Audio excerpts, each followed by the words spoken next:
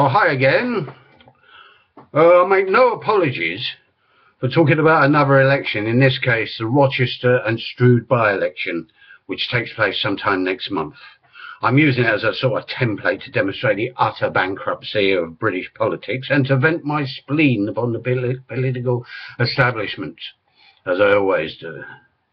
And I want to be the first one to get my oar in here, because I haven't even started campaigning yet. The contest, such as it is really between the Conservatives and UKIP, who filled in the oddly named Mark Reckless.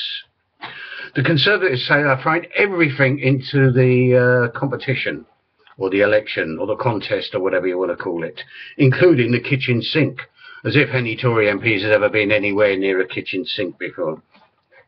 It's to halt the erosion of their vote towards UKIP.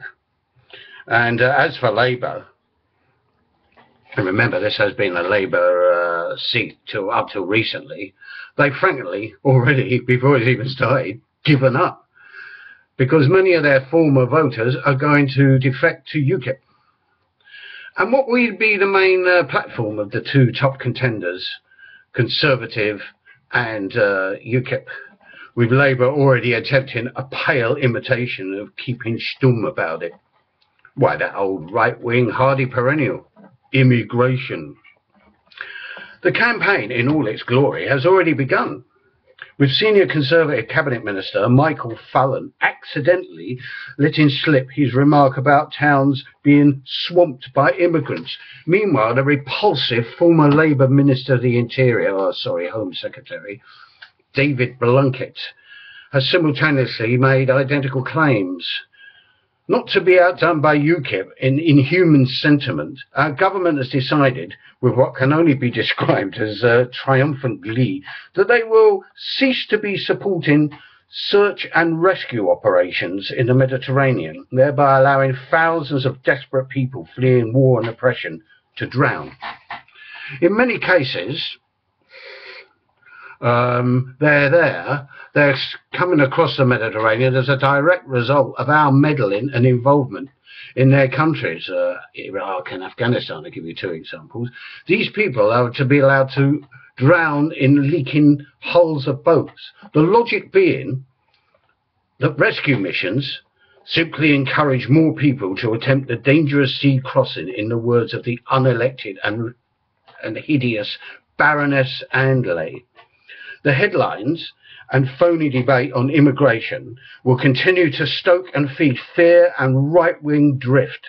The debate is already spiralling out of control.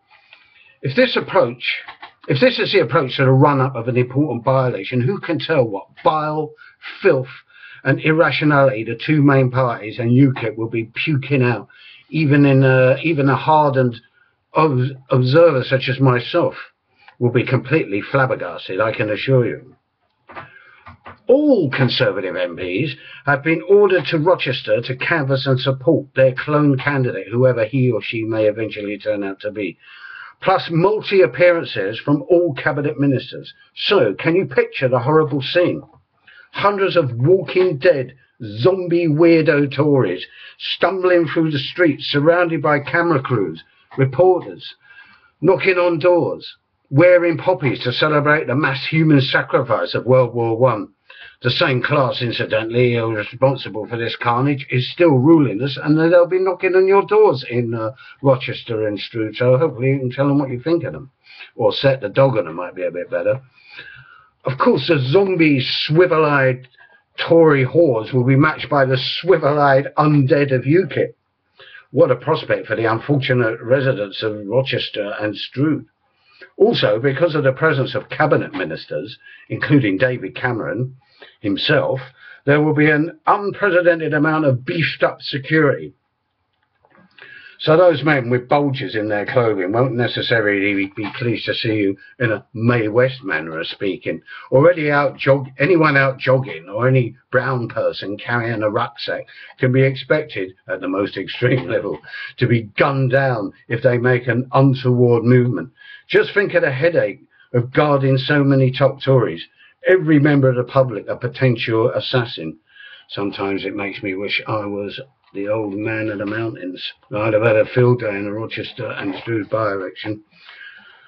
I know I'm always going on about the scum of the right, but what about the scum of the left, the final bastion of our decaying society and system?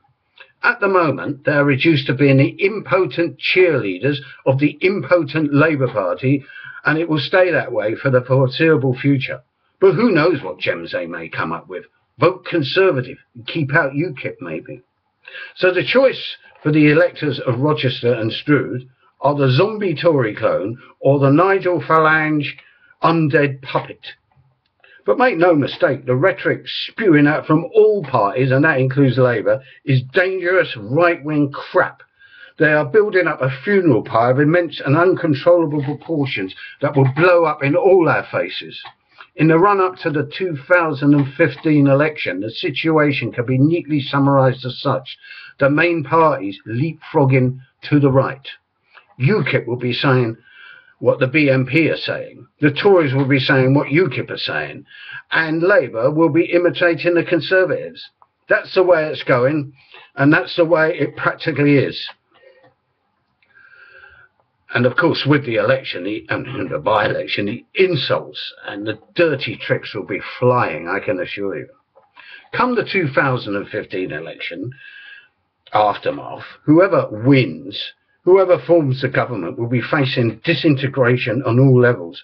Despite the drift to the right at the moment, I do believe that this country will become more ungovernable. And once we awake from the zombie nightmare, we'll have to finally take to the streets in our millions. But make no mistake, despite the government crumbling, the state and all its machinery will be there to unleash its forces on the restless, angry population. And that's where things will become really interesting, particularly when a substantial section of the population realise they've been totally conned by the political class and can no longer have any faith in the system. And this will include many, many UKIP voters.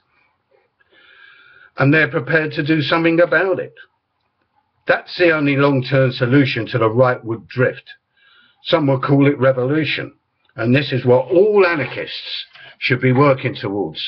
Anything else is unacceptable liberal crap. And meanwhile, later on in November this year, the result of the election, for all you old popsters and punks, reckless Mark won't be crying all his way to the Westminster chip shop. He'll be laughing his little head off because UKIP would have gained their second MP this year. Oh yeah, one other thing. While I have the time, I'd like to briefly mention the Poor Doors protest in Aldgate East. We had between 200 to 300 a couple of Saturdays ago, and it's still going on every Wednesday between 6 and 7 in the evening. This week, it'll be now the 16th week it's been going on. So show your support by coming down every Wednesday, and particularly this Wednesday on November the 5th, Guy Fawkes night.